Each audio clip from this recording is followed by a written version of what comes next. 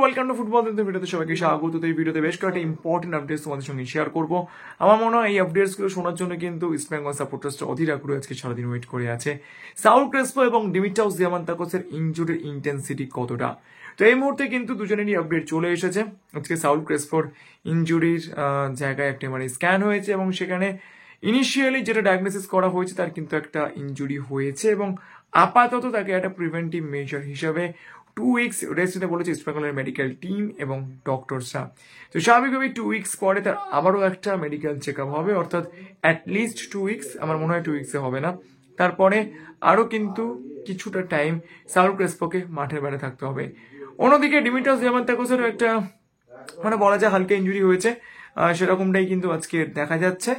কিন্তু ওদিশা ম্যাচে খেলতে পারবে কিনা এখনো পর্যন্ত বলা যাবে না, ডুবিএস। তবে ডিমিট্রাউস দিয়ামান্তাকোসের ইনজুরি খুব একটা গুরুতর কিছু না হলেও আমার মনে হয় যে এক্ষেত্রেও প্রিভেন্টিভ মেজার হিসেবে হয়তো ওদিশা এফসি ম্যাচে রেস্ট দেওয়া হতে পারে ডিমিট্রাউস দিয়ামান্তাকোসকে। তার কারণ ডিমিট্রাউস দিয়ামান্তাকোস ইস্ট বেঙ্গলের এই সেট আপের খুব ইম্পর্টেন্ট একজন প্লেয়ার।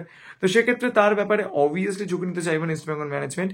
তো তার ইনজুরি ইন্টেন্সিটি খুব একটা বেশি না হলেও কিন্তু আমার মনে হয় প্রিভেন্টিভ মেজার হিসেবে হয়তো ওদিশা এফসি ম্যাচে ডিমিট্রাউস দিয়ামান্তাকোসকে রেস্ট দেওয়া হতে পারে। তবে পুরোটাই কিন্তু ডিপেন্ড করছে অস্কার ব্রুসন এবং ইস্ট বেঙ্গল মেডিকেল টিমের সামনে যে 2 রেস্ট রয়েছে, সেই 2 রেস্ট তারা ডিমিট্রাউস দিয়ামান্তাকোসকে নিয়ে কি প্ল্যানিং করছে তার উপর। তবে আপাতত সাউল ক্রেসপোর ইনজুরি কিছুটা হলো গুরুতর, তো 2 উইকস তাকে অ্যাটলিস্ট পুরোপুরি রেস্ট নিতে হবে। তারপরে তিনি রিহ্যাব স্টার্ট করবেন এবং 2 উইকস পরে তার আবারও এমআরআই স্ক্যান হবে। অন্যদিকে ডিমিট্রাউস দিয়ামান্তাকোসের ইনজুরি অতটা কোনো সিভিয়ার না হলেও কিন্তু মোস্ট প্রবাবলি হয়তো প্রিভেন্টিভ মেজার হিসেবে তাকে ওদিশা এফসি ম্যাচটায় বাইরে থাকতে হতে পারে, যদিও এখন এটা কনফার্ম নয়। তবে সাউল ক্রেসপোকে যে পাওয়া যাচ্ছে না কয়েকটা ম্যাচের সামনে, এটা কিন্তু এই মুহূর্তে পুরোপুরি কনফার্ম।